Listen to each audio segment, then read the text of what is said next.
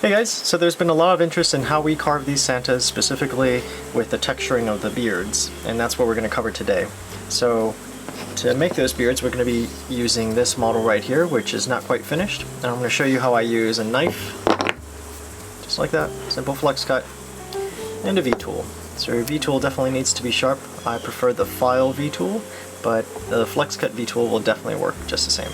And there are other ways that you could do it using gouges and layering, but those two tools are simple enough and they're accessible to most people. And if you're curious as to how I make these faces, check out some of my other videos where I use these stencils to make these exact faces. So this is a Santa with low cheeks, right there. Santa with a little bit higher cheeks, a little bit more jolly. And then this is a spirit face, so like that. So in the video description you can see the link to those videos and our Etsy links to getting these exact stencils and some other ones. Alright, so the first thing in making this beard is obviously to draw it, and I use a Crew Toga 0.5mm lead pencil, and what I really like about this pencil is that when you use it, the lead tends to rotate, so it keeps a sharp edge every single time that you push it down. And I don't know if you can tell there, but every time I'm pushing that down, this little mechanism is actually moving in just a hair, and it's rotating the lead as it does that. Not really necessary, but it's kind of nice to know that your lead is going to stay sharp as you're using it. So let's get to it. So first thing is deciding a general shape of your beard. You could definitely just do straight lines, but that's kind of boring. Next thing you need is an eraser.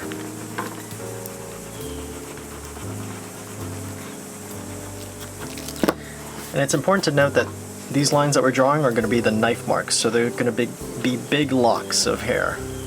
So I like to start at the end, at the edge over here of the mustache, and just start drawing my lines. So I'm going to try to give it an overall action, let's see, this way, towards the ball.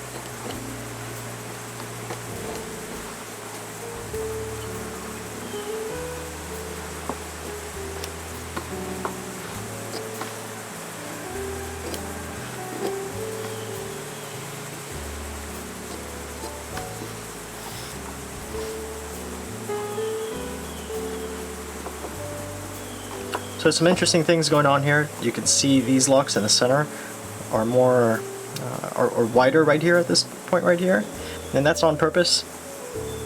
In between here, there's still going to be texture. We're going to come back in with our V-tool, but these are going to be the knife marks that we make initially, and we're going to make really deep gouges using the knife. And then you can see this lock right here joins that one. And then this one has a really sharp turn right here. So this one's a little bit dangerous because we're getting into the end grain, and shaping end grain with your knife is a little bit tricky, but we'll see how it turns out. And remember, this is not set in stone or anything. This is just kind of guide marks. Maybe the knife drifts a little bit, and you'll have to do something a little bit different. And then down here, I gave it a little bit of a V, so that way we can have some semblance of a bit of a contour or more shape and definition to the beard. So without further ado, let's go ahead and get started. Alright, so before we get started, I want to show you my carving setup. Because of the fact that you're going to be coming down with the knife over here to the edge of the piece, your knife is probably going to be slipping onto whatever surface is underneath, and as you can see I have a bunch of knife marks right here. I don't want to mess up my luxurious IKEA dining room table, so I have a sacrificial block over here, and it's actually kind of handy because I can put my piece up there and push with one hand and, you know, kind of use it to my advantage wherever it is that I'm getting the knife marks into. So you can make yourself one of these. It's just a piece of pine board, some 2x4 cut in half, and you know, whatever geometries you want to put in there. But at the end of the day, it just needs to hold your piece here and needs to not slide past the end of the table. That's about it. Alright guys, as always when carving, super sharp knife. I use cut resistant gloves and a nitro coated glove just to give me a little bit more purchase onto this knife. because I'm going to be exerting a lot of pressure and a lot of force onto this model right here. Okay, so this one seems a little bit precarious right here, so I'm going to start on this curve right here. So literally just shoving my blade in just a little bit and scoring the wood as I go along.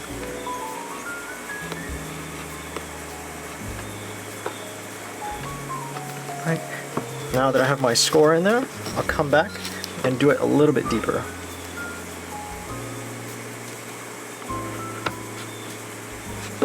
As you get to the end, don't let the knife slip down like this. Make sure that there's enough knife tip on there, then push it to the end, rock it a little bit, and then push it in. That way your knife doesn't slip.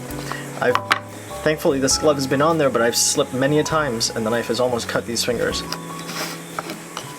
So let's just go ahead and do that for all the other lines that we have on here.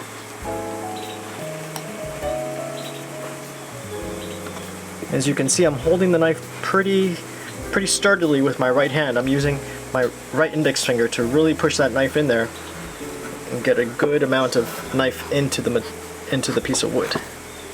Same thing right there.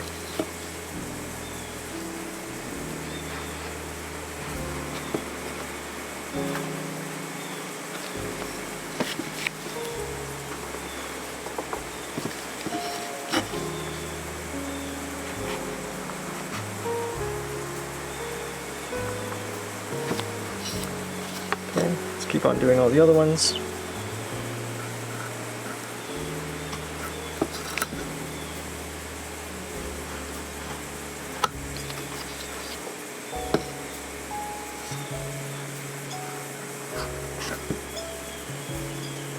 So as you can tell, I'm no longer scoring and coming back because I'm actually able to get my knife in there pretty deep on the first pass.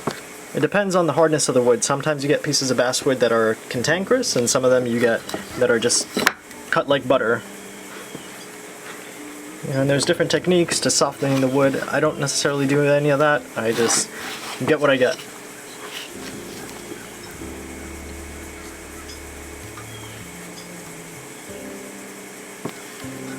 I will say that knife control is absolutely imperative. Like, you definitely need to be able to control the knife using both hands and different techniques. You can't just carve with one knife by pushing. That's not going to work out for you in the long run.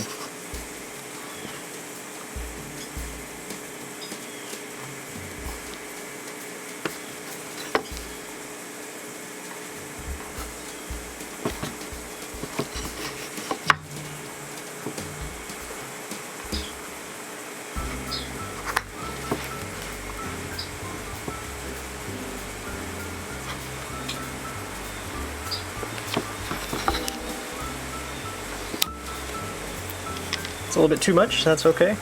And if I really cared, I could get some super glue and put that back on there, but honestly that's not going to make that big of a difference.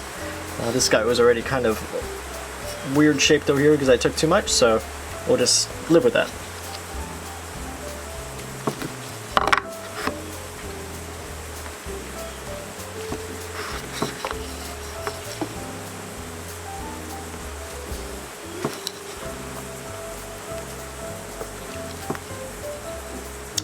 Alright, now it's time for us to get started. So, we're going to use this knife as a V-tool. What that means is we're going to come in here at an angle, and we're going to try to meet the bottom of our gouge in here. As we drove the knife in there, you can see there's some depth to it right there. So, I'm going to try to meet it again and take out a sliver of wood. Right there.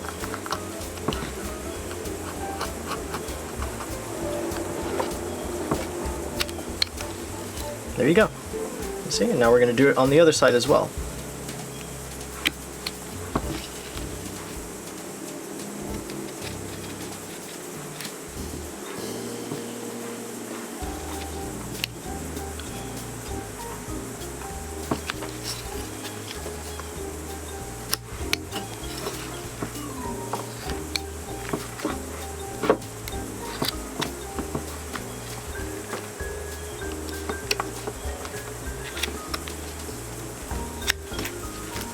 It's important to note that these guys are going to vary, right? The different depths, they're not going to all be the same. And if you really just want to make it a little bit deeper to give it a little bit more texture, you can come back in there and Sink your knife in as deep as you want. But I did notice that when I started doing these knife beards, if you will, that the beards started coming to life so much more.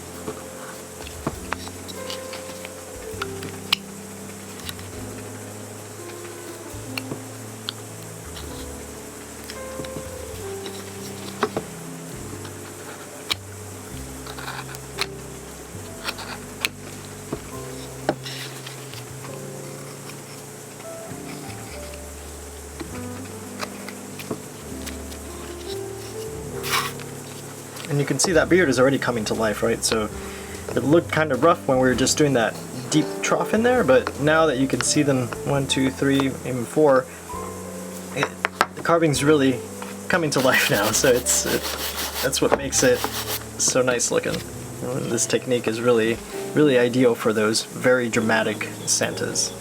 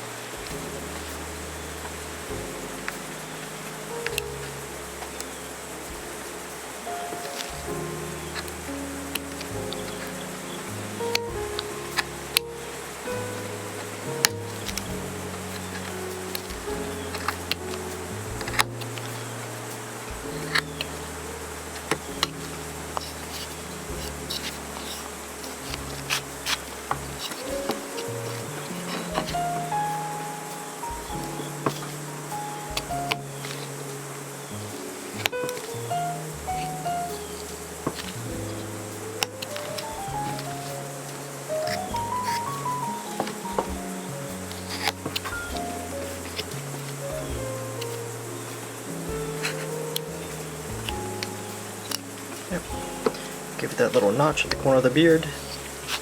We got a couple more to go.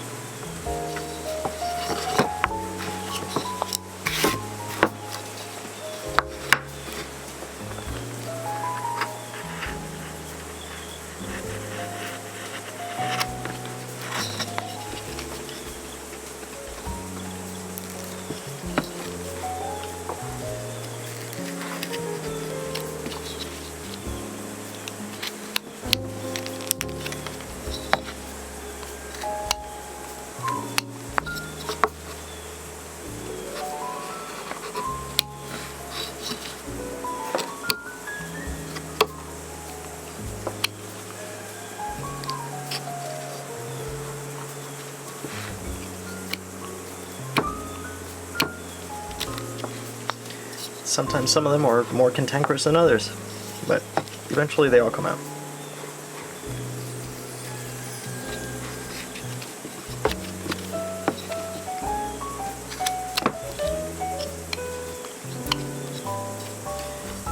But at the end of the day, there's so much wood there, so don't be afraid to really get in there and give it some depth. Right? If you do have mistakes or a lot of fuzz in there, it's okay. You can remove more wood. There is plenty there for you to take away.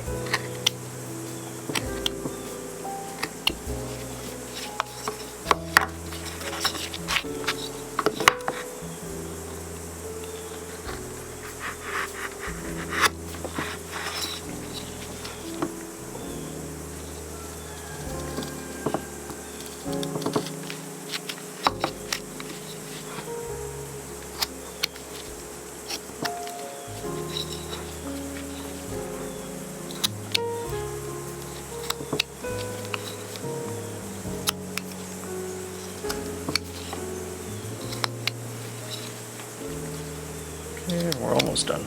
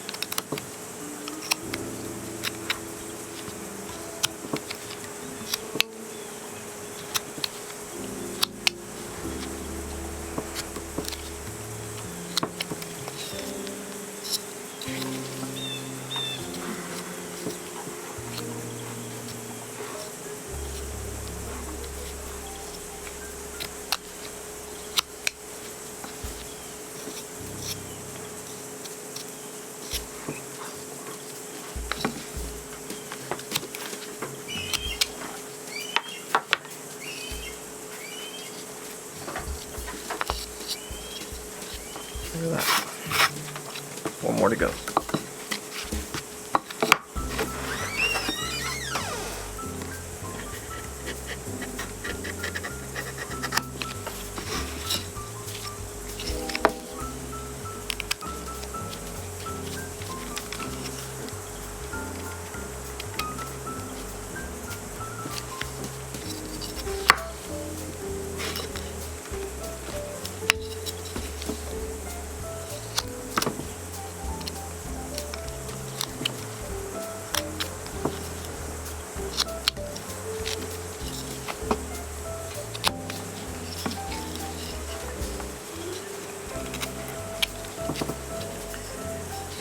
Right, and you notice that I did not do any of that texturing over here, and that's because there's not enough in there to really do it. I could possibly do another line down here, but that might interfere with the way that this ball is going to come out. So I like the way that it looks right now. So the only thing I'm going to change is I'm going to give it a little bit more depth to this lip.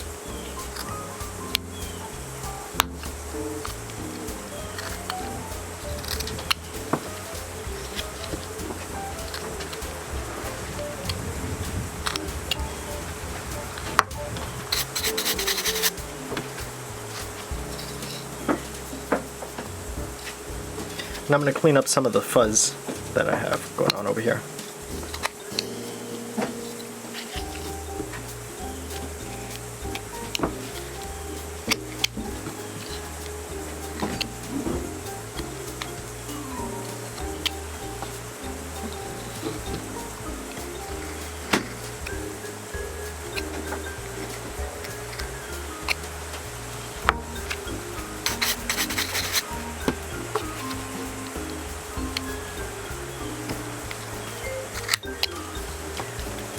Okay, I'm pretty happy with that.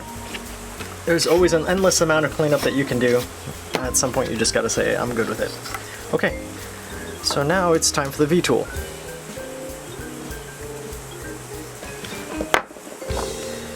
So like I said, I use a number 12 V-tool from File. I think this is about 8 millimeters, 10 millimeters, something more than just a quarter of an inch. And it's pretty substantial. What I love about it is that it's incredibly sharp. And there's no crazy bevels on it, it's just a V-tool. Okay, so all we're going to do is come into these locks and we're going to give it a little bit more texture. Say for instance, I'm not going to draw them on every single one, but for this first one I'm going to do something that causes you to be unable to distinguish this trough right here from this one. So I'll do something like this, and then a long one, and then maybe one in between like that. We'll see how that turns out.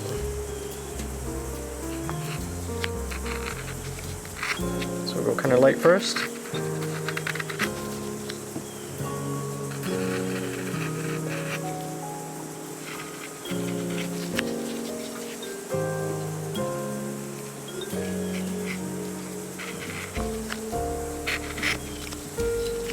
Okay.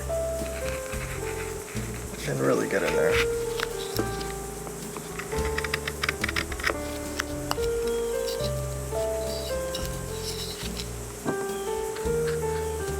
Go up to the mustache, make sure you don't jam it into the mustache, otherwise you'll leave some pretty deep grooves in there, or you may rip out a chunk of the mustache.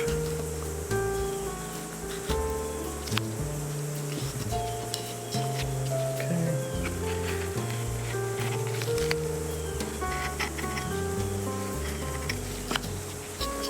And there's different angles of V-tools that you can use. This is a 60-degree V-tool, and I find that this is the one that causes the least amount of tear out. The 45 is pretty good. I use that for the mustache, but a 30-degree, that's just, unless you're going exactly parallel with the grain, it's going to cause an incredible amount of tear out as soon as you divert away from that. If you're going across the grain, it's trying to do too much. Alright, so let's just go ahead and do that for the rest of the locks of hair.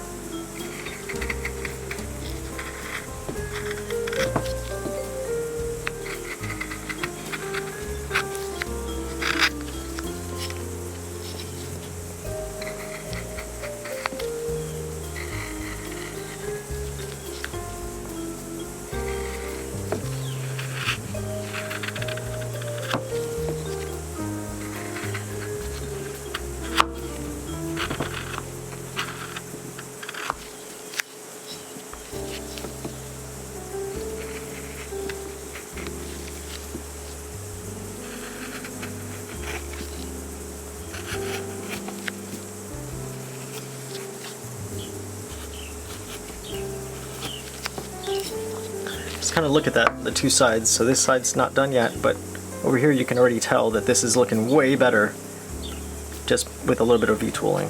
And so obviously we have to get these bits right here from this, where the tool enters, to the mustache, but that's because I just can't get the tool in because of the mustache, right? So we're going to come in the other way.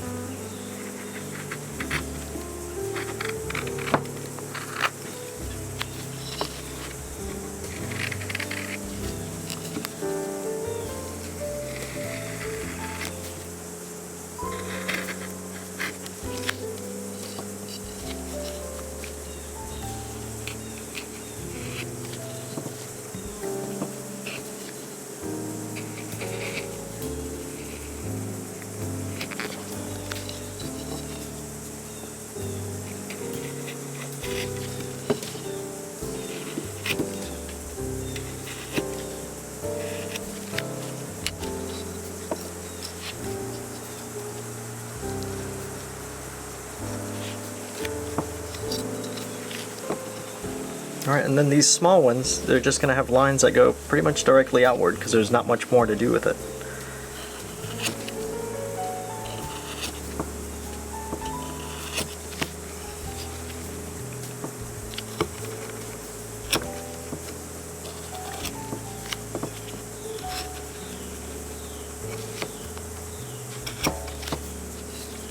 Okay, now here's the tricky part, getting that line all the way back to the face. If you wanted to, you could possibly use the knife to do this, but it might take you more time, more than you want to spend on this. But remember not to gouge the tool into the piece of wood there, into the mustache. So I'm using my left hand to kind of brace it. In some cases it slips either way, and you'll have to do a little bit of cleanup. Not a big deal, nothing that paint can't really cover up.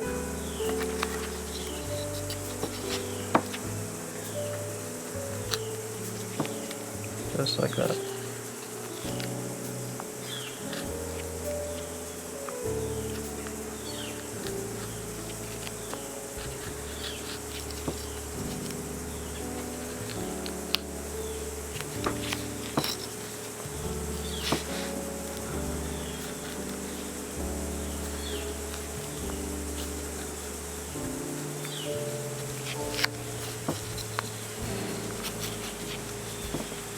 Right here, this lock right here, we're just going to give it a general hair shape.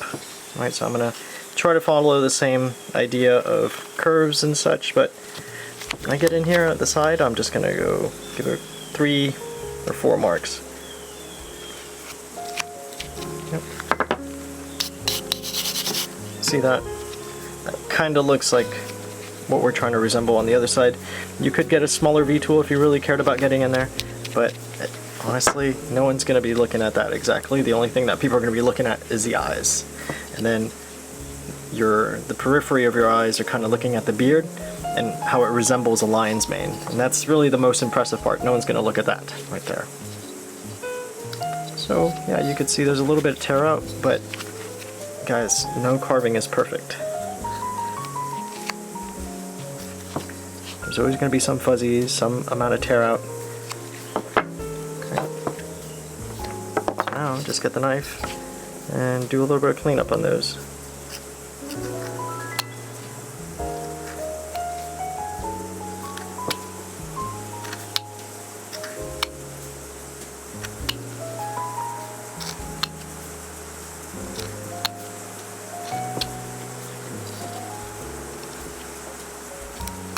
And if your tool did slam into the edge over here, I have some gouge marks right here. There's plenty of material here. Just go ahead and shave it off. Like that.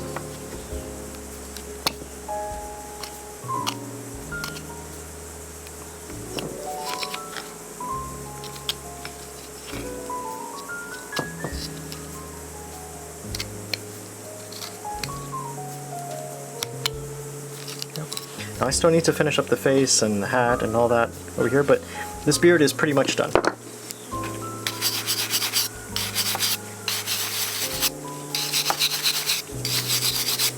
Okay, once you put a little bit of oil on there, the end grain down here is really going to change color. It'd be super dramatic. You could leave it just completely oiled like that, or you could do some painting like I do in some of my other ones. So that's how I do my beards, guys. Alright, hope you guys learned something. Thanks for watching.